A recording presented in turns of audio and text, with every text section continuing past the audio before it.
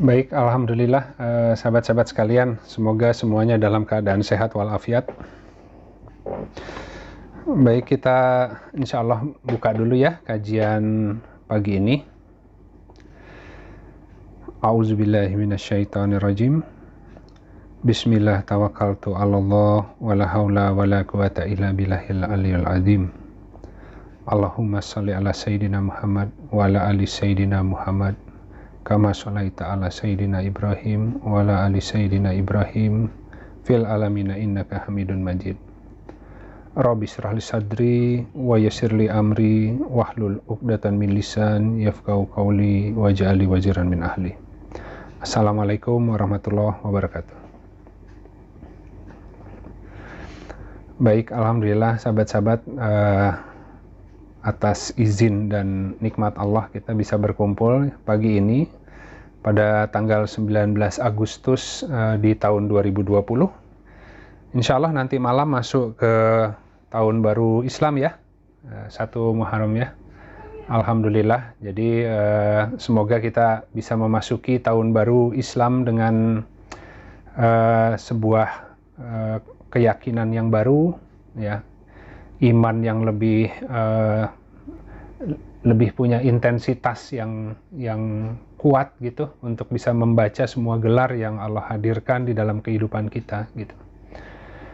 Nah, jadi tentu 1 Muharram ya, itu menandakan sebuah peristiwa penting di dalam sejarah Islam, yaitu tahun hijrah, hijrahnya Nabi dari Makkah ke Madinah gitu.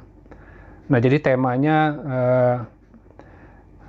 rada nyambung begitu ya. Kita akan bicara terkait hijrah gitu. Semoga ini menjadi pengetahuan untuk kita bisa mengakses agar bisa memperbarui semangat untuk hijrah ke Allah gitu di tahun ini. Baik, jadi judulnya materi kajian hari ini adalah hijrah yang diperintahkan gitu ya. Hijrah yang diperintahkan. Nah, kita akan coba kaji ya, perintah hijrah itu seperti apa sih sebenarnya. Karena disuruh hijrah kadang-kadang secara lahiriah kita bingung kan. Katakanlah kalau hari ini kehidupan kita yang hari ini adalah yang terbaik hari ini, tapi kan kita ingin menyempurnakan agar hidup itu memperoleh hasanah dunia akhirat gitu. Maka sebenarnya perintah hijrah ini kan adalah sebuah perintah yang memang harus kita ikuti, tapi kita bingung kadang-kadang mau pindah kemana begitu. Nah, jadi kita akan coba lihat materinya. Baik, jadi di sini yang pertama, di slide pertama saya buka dengan Quran surat Ar-Rahman ya, Quran surat 55 ayat 17 gitu. A'udzubillahi minasyaitonirrajim. Bismillahirrahmanirrahim. Ya. Rabbul masyriqaini wa rabbul maghribaini gitu. Rabb pemelihara ya, 2 tempat terbit matahari, dan Tuhan pemelihara, Rabb pemelihara 2 tempat terbenamnya matahari. Jadi dari syuruk dan gurub gitu ya. Syuruk tempat terbit matahari, gurub tempat tenggelam gitu. Makanya kemudian disebut timur dan barat gitu. Tapi sebenarnya bukan timur barat, tapi tempat terbit dan tempat tenggelamnya matahari gitu.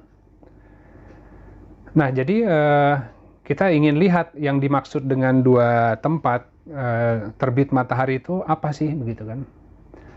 Nah, kita bisa melihat alam dunia ini kalau tanpa matahari tentu gelap gitu. Tapi dengan adanya matahari kita bisa melihat berbagai macam fenomena yang ada di dunia gitu. Sehingga dunia ini buat kita menjadi sesuatu yang sangat nyata.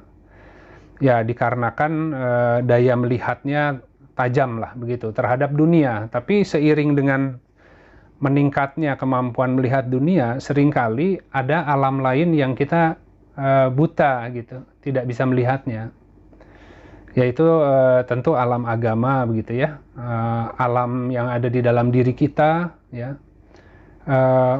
justru itulah yang utama sebenarnya, agar bisa membaca gelar yang ada di dunia ini gitu.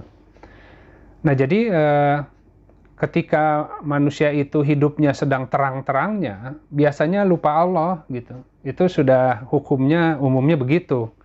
Jadi menjadi lalai terhadap Allah, terhadap akhirat, ya karena apa? Karena dunianya semuanya sedang berjalan dengan lancar, dengan baik, sedang jaya, begitu kan? Nah, tapi di dalam Al-Quran kita lihat bahwa di dalam kehidupan ini Allah memberikan tekanan-tekanan begitu. Jadi atas izin Allah, semua tekanan yang dihadirkan kepada kehidupan manusia, baik itu berupa musibah, ya kalau musibah dikarenakan sebuah kesalahan, dan juga ujian. Yang ujian itu bukan merupakan sebuah kesalahan, tapi agar terus meningkat gitu tingkatannya. Nah, jadi Allah izinkan manusia ditimpa oleh berbagai macam musibah dan ujian gitu. Nah, seiring dengan waktu ketika Allah mulai menggelar ujian-ujian dalam kehidupan, dunia yang tadinya terang, ya, yang tadinya mungkin serba megah itu mulai mengecil. Mulai banyak kegagalan, kehancuran, ya, keterpurukan di dalam hidup, ya. Nah, sehingga yang dunia yang tadi terasa megah, terasa terang, itu menjadi terasa gelap, terasa sempit begitu. Nah, umumnya dalam kondisi seperti itu, orang mulai belajar untuk menyeru Allah dengan jujur, dengan ikhlas gitu, dengan khusyuk gitu. Karena biasanya menyeru Allah itu hanya bagian dari sisa-sisa waktu setelah dia menjalankan dunia, ya. Jadi utama dia adalah dunianya gitu. Tapi ketika dunianya sedang Allah sempitkan gitu, di sana mulai terbangun sebuah kebutuhan yang tinggi karena mulai putus harapan terhadap dunia gitu. Ya, sehingga akhirnya mulailah di sana menyeru Allah dengan sungguh-sungguh gitu. Nah, itu malam hari ada bulan kan, ya, bulan purnama tadi di dalam kegelapan tetap harus bisa melihat gitu. Yang melihatnya pun karena pantulan matahari kan, kalau bulan kan tidak punya sumber cahaya gitu. Nah, ketika hidup seseorang itu seiring dengan waktu, Allah berikan banyak tekanan berupa musibah dan ujian, manusia banyak bersedih, mulai banyak kegagalan, mulai banyak kehilangan, lama-kelamaan dia mulai terbiasa, dia mulai merealisasi, dia mulai menyadari bahwa dunia itu ya kadang berhasil, kadang gagal gitu. Lama-lama mempunyai sikap untuk menghadapi baik keberhasilan ataupun kegagalan. Umum orang yang selalu berhasil dan tidak pernah memperoleh kegagalan, ketika pertama kali ditimpa kegagalan bisa langsung shock dan stres gitu. Tapi orang yang sudah punya cukup pengalaman hidup akan mulai melihat bahwa ya kehidupan mah begitu, kadang berhasil, kadang gagal gitu ya. Kadang di atas, kadang di bawah. Jadi seharusnya dalam menyikapi semua gelar itu, baik ketika sedang di atas ataupun di bawah, itu harus ada sebuah prinsip yang dipegang gitu. Makanya yang minggu lalu kita bahas kan, kalau mukmin itu menakjubkan, sikapnya itu di antara dua, antara sabar ketika dia di bawah atau syukur ketika dia di atas. Jadi ketika hidup itu mulai Allah redupkan si matahari dunianya, banyak mengalami kegagalan, orang mulai belajar bersabar di sana gitu. Dan ketika dia diberi kelapangan atas kesulitan yang dia alami itu, dia mulai belajar bersyukur gitu. Padahal dulunya dia mungkin punya lebih banyak ketimbang sekarang gitu. Tapi dulu punya banyak nggak bersyukur. Sekarang punya sedikit saja, si rasa syukurnya itu jauh lebih besar gitu. Nah, sebenarnya itu Allah sedang mendidik manusia agar bisa sampai ke dua sikap itu gitu. Nah, jadi ketika manusia dalam kehidupannya ditimpa kesedihan demi kesedihan, hingga dia menjadi ridho gitu, hingga dia tidak terlalu bersedih atas apa-apa yang lepas dari tangannya.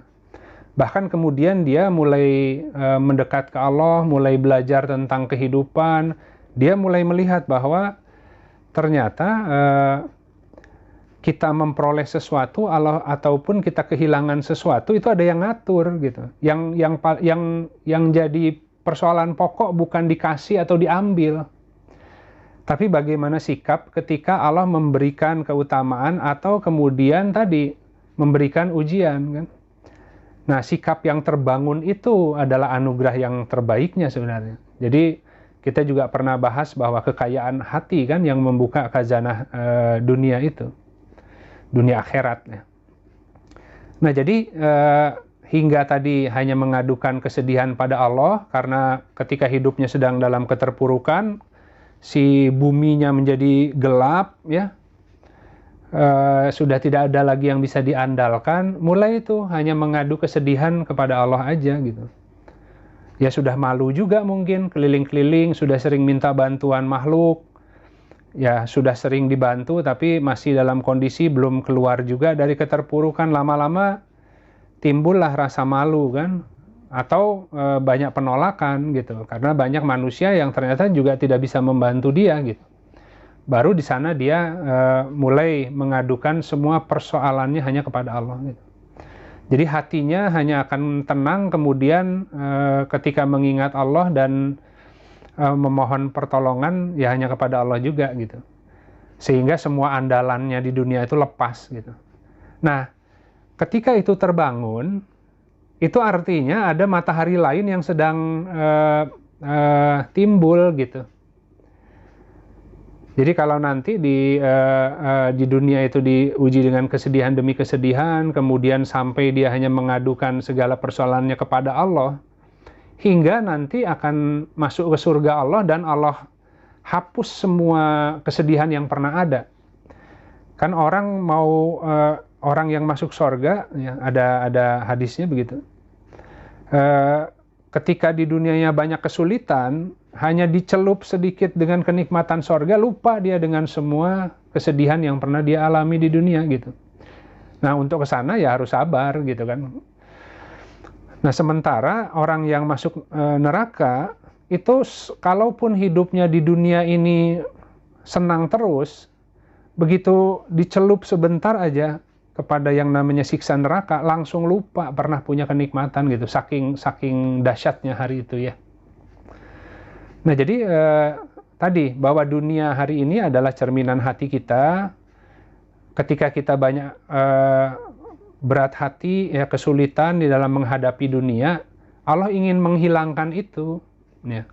Manusia itu menderita karena banyak persoalan dunia, padahal itu bukan pokoknya gitu kan. Dunia mah akan berjalan aja sesuai dengan tracknya gitu kan. Tapi kalau kita diajari oleh Allah, diberikan hati yang bisa menyikapi semua dengan ridho, itu bisa menikmati dunia, baik pasang surutnya, ya, susah senangnya, semuanya di dalam takaran gitu. Jadi sebenarnya beban yang sesuai batas kemampuan itu hanya berlaku bagi mukmin gitu. Bagi orang yang beriman, maka Allah itu tidak akan memberikan beban di luar kemampuan gitu. Tapi bagi yang tidak beriman, Allah bisa memberikan beban yang di luar batas gitu. Tapi orang beriman, kalau dia kemudian mengalami banyak kesulitan, itu di Al-Qur'annya begitu.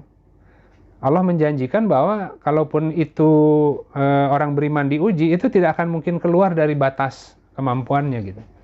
Nah, ketika dia berontak hatinya, nah di situ tuh yang jadi problemnya gitu. Karena sebenarnya kuat kan orangnya, tapi hatinya itu yang butuh diobati gitu.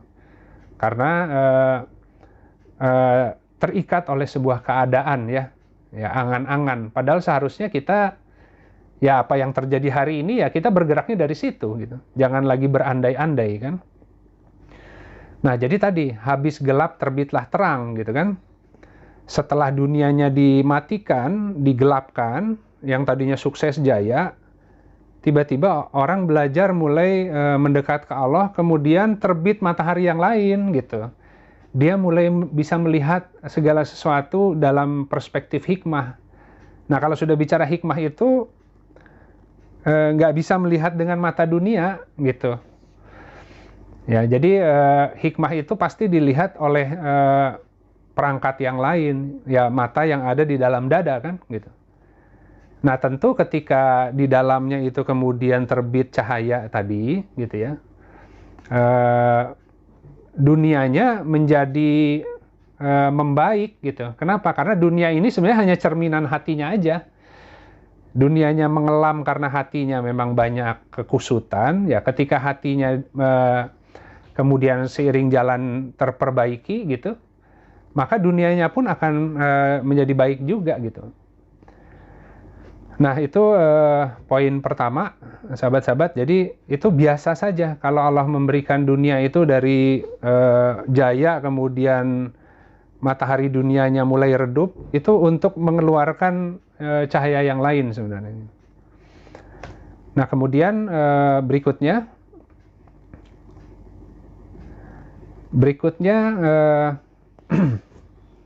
ini terkait dengan perintah hijrah tadi ya. Jadi ada yang menarik di Quran surat An-Nahl ya, Quran surat 16 ayat 41 dan 42. Tapi saya ambil aja kalimat yang awal ya. Alladzina hajjaru fillah ya. Jadi mereka adalah orang-orang ya yang berhijrah di dalam Allah gitu. Fillah itu kan pada atau di dalam gitu ya, di dalam Allah gitu. Jadi beda dengan fi sabilillah, di dalam sabil, di dalam sebuah jalan. Ini fillah gitu bahasanya. Ya, dan orang-orang yang berhijrah di dalam Allah ya, setelah mereka dizolimi, pasti kami akan memberikan tempat yang baik kepada mereka di dunia, dan sesungguhnya ganjaran di akhirat pasti lebih besar sekiranya mereka mengetahui, yaitu orang-orang yang sabar dan atas Tuhannya mereka bertawakal. Jadi untuk sabar dan tawakal itu sangat tidak mudah. Mau materinya diulang-ulang terus juga pelaksanaannya kan susah gitu ya. Dan kadang-kadang materi diulang-ulang itu menjadi penguat gitu, saking susahnya untuk bisa istiqomah di dalam bersabar dan bertawakal kepada Allah itu. Nah, jadi tadi hijrah fillah itu mulai tadi kan, mulai mendekat karena butuh Allah, ya ada air mata kerinduan di sana. Karena mulai putus asa dengan pertolongan makhluk. Akhirnya dia bisa lama zikir ya, menangis ya di hadapan Allah ya, dengan sebuah harapan yang besar gitu agar Allah tolong. Ya tentu Allah rindu teriakan itu kan. Jadi selama ini yang sulit itu membuat manusia berteriak secara jujur kepada Allah gitu. Nah, timbul tadi air mata kerinduan sehingga dia mulai ingin menyerahkan kehidupannya ke Allah ya. Ya Allah, orang bisa mengatakan begitu kalau dalam keterpurukan yang sangat. Ketika dalam keterpurukan yang sangat, kemudian di sana mulai banyak kesedihan, mulai mengandalkan Allah, harapannya tinggi ya kepada Allah itu ya. Mulai berdialog. Akhirnya orang itu seringkali dalam momen-momen seperti itu, ya Allah, Engkau yang lebih mengetahui, hidupku diatur aja deh gitu oleh Allah gitu kan. Tapi biasanya nanti ketika dilapangkan lagi lupa lagi gitu. Itu umum gitu. Jadi si penyerahan diri yang total ketika merasa sedang di bawah, sedang keterpurukan yang besar ya, itu membuat orang mudah untuk menyerahkan hidupnya kepada Allah gitu. Kenapa? Karena ya udah bingung mau ngapain juga. Tapi ketika dibuka lagi, mulai ngatur-ngatur sendiri gitu. Jadi sebenarnya ketika seseorang sudah menyerahkan ke Allah, Allah akan atur hijrahnya gitu. Tapi karena tadi manusia sifatnya sering lupa, ya tengah jalan hijrah yang Allah sedang atur itu dia sendiri yang merusak rencana Allah gitu. Itu umum gitu. Makanya kita butuh istighfar agar tetap kepada track hijrah yang sedang Allah tasbihkan kita di dalamnya. Jadi tadi seseorang dalam kondisi dunia yang terang dulu, tapi mungkin sikut-sikutan, banyak melakukan kezoliman, itu ya. Nah, itu bertahap Allah redupkan matahari dunianya. Nah, kemudian mulai tumbuh tadi matahari yang ada di dalam dirinya. Nah, dari sana dia mulai mengalirkan hidupnya sesuai dengan pengaturan Allah, yang sebenarnya itu cara tercepat untuk dipindahkan ke tempat yang seharusnya gitu. Jadi kemampuan bertasbih mengalir mengikuti kehendakan Allah ya, melalui gelar takdir yang ada gitu. Nah, ini memang nggak mudah karena perpindahan arah kiblat itu tidak pernah gampang kan. Sejarah kan membuktikan bahwa yang lurus itu sedikit gitu. Jadi ketika kita mulai terpisah dari kebanyakan pola keyakinan tadi waham ya, tujuan orang banyak di dunia, jadi aneh sendiri rasanya gitu. Makanya kenapa mungkin kajian seperti ini penting bagi forum-forum seperti ini penting bagi orang yang tujuannya sama. Buat yang tujuannya nggak sama sih, ya aneh lihat kajian Rabu. Aneh lihat majelis zikir kan, karena mereka forum-forumnya berbeda, karena sesuai forum membawa kepada tujuan yang mereka kehendaki gitu. Tapi orang-orang yang berkumpul di sini di luar jadi terasing gitu. Kenapa? Karena kalau ngomong sama orang di luar tuh jadi agak kurang nyambung, karena kita ini bicaranya selalu Al-Quran, selalu Allah gitu ya, selalu sabar, selalu tawakal. Ya, sementara di luar mungkin tidak seperti itu berbicaranya ya. Bicaranya ambisi, obsesi, cita-cita begitu ya. Lebih arahnya ke sana, sedang berusaha membangun sebuah dunia sesuai dengan harapannya gitu. Nah, kalau kita ini orang-orang bingung yang ingin ya Allah diatur aja saya kemana gitu ya. Nah, ketika berkumpul rame-rame begini ada forumnya, jadi lebih kuat. Kenapa? Oh, ternyata saya nggak sendiri. Kalau saya bingung, saya bisa diskusi dengan kawan-kawan yang ada di grup ini, gitu kan ya. Tapi kalau di luar agak sulit, gitu. Nah, jadi kan bumi Allah luas. Ketika Allah sempitkan itu artinya Allah hendak memindahkan kita kepada bumi Allah yang luasnya, gitu. Jadi kalau yang kemarin dunianya itu megah ya, tapi sikut-sikutan dengan orang lain, cara untuk mengais rezekinya pun mungkin tadi ya dengan kompetisi yang di sana ada unsur-unsur kezoliman yang tidak disadari juga. Ya, misalkan semua rebutan proyek ya, semua rebutan konsumen, akhirnya semua harus memikirkan banyak strategi, trik-trik untuk bisa melariskan produknya, jasanya, begitu kan. Yang tanpa disadari kadang-kadang nyerempet ke hal-hal yang kebohongan gitu, karena terlalu memuji-muji dirinya, memuji-muji produknya, memuji-muji tadi ya, semualah barang dagangannya gitu. Nah, Allah suruh pindah. Bumi Allah tuh luas, setiap orang itu nggak akan ada yang kekurangan rezeki, nggak usah sikut-sikutan dengan orang lain. Nah, cuman manusia itu harus dimatikan dulu si kehidupan sebelumnya seakan-akan, atau paling tidak diredupkan, agar kemudian mau dipindahkan ke titik yang lebih megah buat dia sebenarnya. Dan di titik itu dia akan ketemu dunia akhiratnya gitu. Nah, itulah hijrah filah. Jadi maksudnya adalah hijrah mengikuti kehendaknya Allah gitu. Sulit itu. Jadi kalau misalnya teman-teman pertanyaan hijrah ini kan membingungkan. Kalau kita harus hijrah dari hari ini, kita hijrahnya kemana? Apakah saya harus pindah profesi, ngerjain A, B, C? Ya, sebenarnya ya hijrahnya itu mengikuti apa yang Allah kehendaki bagi diri kita. Nah, itu harus dibaca apa yang dimudahkan, apa yang disulitkan, ya kesempatan yang tersedia apa, begitu kan ya. Nah, seringkali orang tidak bisa masuk gitu ya untuk membangun jalan hijrah. Kenapa? Masih terikat dengan pola kehidupan lama. Masih mengharapkan semua yang kemarin itu hilang kembali lagi gitu. Sama aja dengan corona kan. Ketika kita diuji dengan corona, dengan COVID, kan persoalannya itu banyak orang yang kemudian masih menunggu si COVID ini selesai, kemudian kembali ke aktivitas lamanya dengan pola lamanya gitu. Padahal COVID ini sebuah bentuk pertolongan agar manusia bisa hijrah.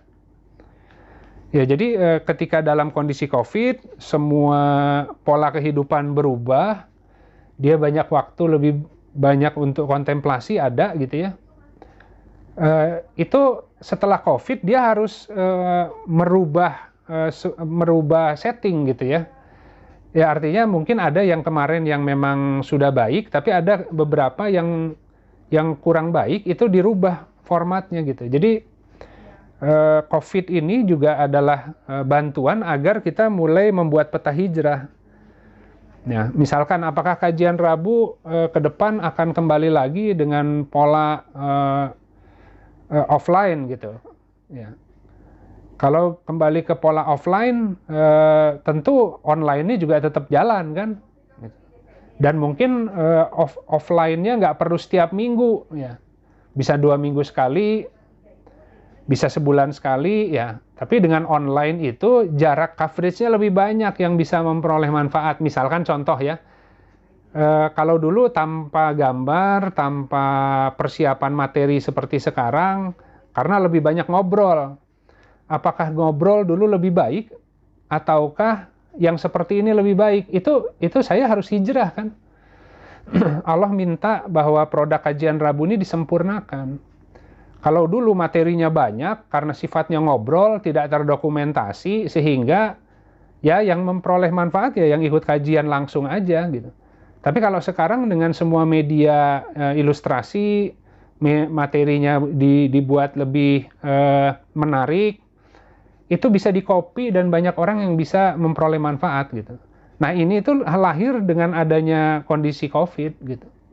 Itu jadi bentuk Allah memberikan bantuan melalui sebuah setting kondisi ya, yang kemudian kita menjadi berlanjut hijrahnya gitu, terus menyempurnakan. Nah itu sahabat-sahabat yang slide terakhir. Nah di sini kita bisa lihat bahwa di Quran surat Al-Ankabut, ya Quran surat 29 ayat 26, ya, maka Lut mengimani kenabiannya Ibrahim. Dan dia, Ibrahim, berkata, sesungguhnya aku harus berpindah ke tempat yang diperintahkan Tuhanku. Sungguh dialah yang maha perkasa, maha bijaksana.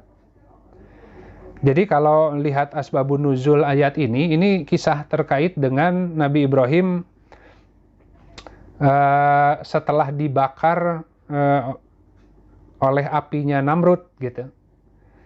Nah kemudian setelah di sana api itu tidak bisa membakarnya, ada Lut di sana begitu ya. Kalau di asbabun nuzulnya begitu diceritakan. Nah setelah peristiwa itu Nabi Ibrahim dari kecil ya kemudian meninggalkan kaumnya yang menyembah berhala, itu hijrah gitu kan ya. Kemudian di sana sampai ke peristiwa dibakar oleh Raja Namrud. Nah setelah selesai peristiwa itu Nabi Lut itu mengimani Nabi Ibrahim gitu ke kenabiannya, kemudian ikut beserta Nabi Ibrahim untuk hijrah gitu. Hijrahnya kemana? Ya hijrahnya sesuai tempat yang Allah perintahkan gitu. Nah cara hijrahnya ya dengan sebuah peristiwa, sama dengan Nabi Musa nanti kan. Nabi Musa hijrah dari Mesir karena membunuh tadi ya orang Mesir yang kemudian dikejar-kejar kan sampailah ke negeri Madian misalkan begitu. Ini kadang-kadang untuk supaya kita bisa hijrah ke titik yang seharusnya itu harus dikejar-kejar oleh sesuatu. Nah Allah mengizinkan dan bahkan mengkondisikan gitu. Karena kalau tanpa pengkondisian itu manusia itu nggak bergerak-bergerak ya di situ-situ aja gitu. Nggak nyampe-nyampe kemana-mana. Nah jadi contoh tadi ini yang pertama ini terkait dengan Nabi Ibrahim meninggalkan kaumnya gitu ya. Karena kaumnya itu menyembah berhala gitu kan ya. Nah kemudian nanti dalam peristiwa lain Nabi Ibrahim juga membawa Siti Hajar dan Nabi Ismail ketika kecil tuh ya, dan meninggalkan di tengah gurun pasir kan. Bayangkan seperti itu gitu. Jadi banyak kisah-kisah hijrah dari Nabi gitu kan, Nabi Ibrahim yang penting untuk kita pelajari gitu. Yang ternyata ketika hijrah bukan masalah hijrah ke Mekahnya ditaruh di gurun pasir kemudian apa namanya, bukan itunya ya, tapi kan Allah keluarkan air zam-zamnya di sana gitu. Di sana kemudian syiar sa'i keluar gitu. Ketika Siti Hajar itu bolak-balik bukit Safa Marwa itu kan mencari minuman, makanan buat anaknya yang masih kecil gitu. Nah, kadang-kadang manusia itu ditaruh ke tempat yang kering kerontang, yang tadinya hidupnya sudah asik, enak, semua serba cukup, tapi Tuhannya itu banyak sesembahannya. Tiba-tiba Allah pindahkan ke sebuah kondisi yang kering kerontang. Nah, kadang manusia itu seringkali menganggapnya sebagai tragedi, kemudian berangan-angan, kenapa ya dulu saya sudah sempat maju, sekarang kok jadi gini hidupnya. Jadi nggak move on. Harusnya move on. Karena justru akan keluar rezeki dari bawah telapak kakinya kalau dia lanjutkan, tapi dia masih terikat oleh angan-angan, harapan agar kehidupannya yang lama Allah kembalikan lagi gitu. Yang repot kalau Allah kasih, ya saking ngerengek terus minta kehidupan lamanya dikembalikan, nanti kalau dikembalikan jadi repot, hijrahnya nggak lanjut gitu kan. Nah, jadi terakhir terkait dengan gambar kota manusia ya, yaitulah kota manusia yang kita tinggal hari ini di dalamnya, di mana semuanya ya serba seperti yang kita tahu sekarang, keyakinan terhadap Allahnya rendah ya. Mungkin orang melaksanakan syariat Islam tapi tanpa sebuah keyakinan yang tinggi terhadap Allah. Jadi hanya sekedar ritual gitu. Sholat tidak mencegahnya dari kekejian dan kemungkaran, karena kita lihat banyak orang yang melaksanakan semua ritual ibadah tapi tetap melakukan hal-hal yang tidak seharusnya gitu. Nah, jadi inilah kota yang kita tempati hari ini, yang kita harus hijrah dari sana gitu. Tapi tentu bukan hijrah misalkan saya harus pindah dari Jakarta, kawan-kawan harus pindah dari Bandung, pindah kemana ya, ke tempat yang terpencil, nggak begitu gitu. Tetap di Bandung, tetap di Jakarta, tapi yang hijrah itu dari tadi kebiasaan manusia ya, kepercayaan turun-temurun nenek moyangnya yang katakan lingkungan yang tidak hak gitu. Jadi ini yang menarik dulu kalau Bani Israel itu waktu ketika dengan Nabi Musa ya, itu kan sudah enak hidupnya gitu. Ikut nabinya, kemudian diberi mata air ya, 12 suku diberi mata air, kemudian dikasih makanan mana salwa, yang semuanya serba mudah, tapi kemudian mereka menginginkan yang lebih gitu. Mereka bahkan minta ke nabinya, wahai Musa, mohonkanlah kepada Robmu agar mengeluarkan bagi kami gitu kan ya, segala jenis makanan, tumbuh-tumbuhan bumi itu ya, kacang adas, bawang, dan lain sebagainya gitu. Ya akhirnya Nabi Musa mengatakan, ya itu di bawah, kalau kamu mau itu ya turun ke bawah, ada kota di sana, ada pasar, silakan di sana berdagang gitu. Ya akhirnya mereka turun gitu. Nah, itulah kotanya manusia gitu. Nah, itu sebenarnya asbabun nuzulnya ayat yang Allah tidak merubah keadaan satu kaum kecuali mereka merubah apa-apa yang ada di dalam dirinya. Itu kisah itu gitu. Jadi rizki mereka itu akan datang berlimpah ruah dari segala penjuru kalau mereka dalam keadaan yang sama seperti waktu itu. Tapi karena mereka kemudian turun keadaannya, maka mulai ditimpa kesulitan dan kesusah payahan di dalam kehidupan. Nah, hari ini karena kita lahir, kita dibesarkan oleh kotanya manusia yang mungkin mayoritas itu punya pegangannya seperti itu ya, keyakinannya. Hari ini kita harus keluar dari situ untuk kembali ke kondisi sebagaimana Bani Israel ketika diberi mana salwa oleh Allah ya. Nah, jadi itu aja sahabat-sahabat yang disampaikan hari ini terkait hijrah. Jadi hijrah adalah perintah Allah yang kemudian akan terus Allah sempurnakan meskipun manusianya seringkali mogok tengah jalan gitu ya. Tapi alhamdulillah Allah kondisikan terus agar orang-orang yang sempat memang menyerahkan hidupnya ke Allah ketika terpuruk tadi itu terus berjalan gitu. Nah, dalam hal itu Allah Al-Jabr tuh yang maha memaksa karena ingin menyempurnakan ya. Terima kasih, itu aja. Selanjutnya mungkin kita akan berdiskusi ya. Assalamualaikum warahmatullahi wabarakatuh. Jadi terima kasih banyak sahabat-sahabat atas waktunya gitu ya. Sebagaimana tadi saya sampaikan bahwa tadi pertanyaannya Orin tuh penting buat saya ya. Karena kadang-kadang hati itu memang butuh pengingat gitu. Kan 3 hari hati tidak menyentuh Al-Quran tuh sudah langsung berkarat dia gitu. Nah kalau kita biarkan itu tiba-tiba langsung bete gitu. Nah yang repot itu kalau udah bete hatinya, jadi si hati itu kayak fatigue ya, kayak lelah gitu, kayak beban tuh banyak. Nah itu untuk bangkit lagi tuh agak susah. Ya jadi kalau orang itu udah harus bed rest gitu. Ya.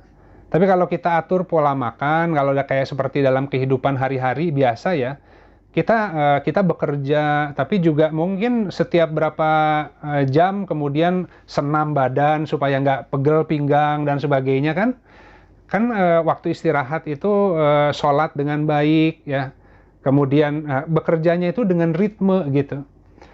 Nah itu akan endurance-nya itu relatif bertahan lama ketimbang kerjaan itu terus digenjot si badan, nah tiba-tiba harus bed rest gitu.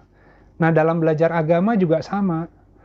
Jadi jangan tunggu sampai hatinya kemudian fatigue baru kita mengambil obat. Jadi nah setiap sahabat-sahabat harus mencari bagaimana ritme kehidupan yang paling cocok bagi setiap kita gitu. Nah, karena kita ini tidak ada yang sprint ya. Namanya kehidupan itu seperti endurance test kan. Kita seperti ya kayak sa'i lah. Jalan lambat enggak, sprint enggak, tapi berlari kecil gitu. Itu kehidupan. Jadi sa'i pun ada makna ke sana. Ketika tadi Siti Hajar mencari solusi ya atas kondisinya yang ada di tengah-tengah gurun pasir sambil tawakal ke Allah, naik bukit Safa Marwa, itu pun berlari-lari kecil gitu. Nah, itu yang syiar yang kita lakukan ketika orang beribadah haji hari ini. Ada sa'i gitu. Nah dalam kehidupan seperti itu. Jadi jangan tunggu hatinya sudah lemes, sudah bete baru diobati. Meskipun itu kalau terjadi harus tahu obatnya, gitu. Karena kalau yang repot itu sebenarnya kan rasa yang sahabat-sahabat lalui itu pasti bukan pertama kali. Rasa yang menghinggap di hati ya kadang-kadang bete, kadang-kadang sedih, kadang-kadang lesu, nggak semangat. Saya yakin dalam kehidupan ini bukan pertama kali kita hadapi. Itu udah berulang-ulang aja kok. Ya kan? Cuman sampai hari ini nggak tahu obatnya. Kalau lagi datang bete, apakah zikir? Ya kan? Kalau lagi gerasah-gerusuh nggak sabaran, itu apakah sedekah? Itu setiap penyakit manusia itu ada obatnya. Dan kita harus coba terus supaya ketika datang penyakit itu obatnya udah ketemu gitu. Itu akan membantu perjalanan gitu. Jadi itu sahabat-sahabat dan hijrah itu ke sana gitu. Jadi tentu kalau sudah konstan semua yang tadi sikapnya penyakit hatinya tidak akan berulang-ulang datang gitu. Tapi seminimalnya udah megang pil lah obatnya udah tahu gitu. Jadi kalau enggak nanti hijrahnya jadi terhenti. Alhamdulillah sahabat-sahabat yang hak dari Allah ya, yang batil dari saya pribadi.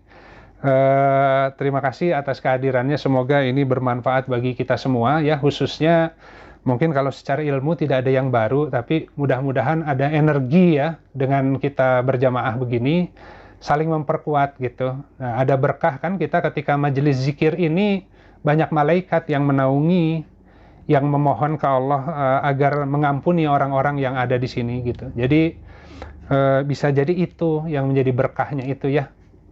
Alhamdulillah kita sama-sama akhiri sesi siang ini dengan beristighfar pada Allah dan kita tutup dengan kafaratul majlis.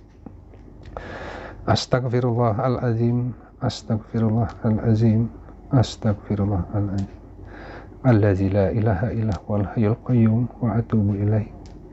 Subhanakallahumma rabbana wa bihamdika asyhadu an la ilaha illa anta astaghfiruka wa atubu ilaik. Subhana rabbika rabbil izzati amma yasifun wassalamun alal mursalin walhamdulillahi rabbil alamin. Assalamualaikum warahmatullahi wabarakatuh.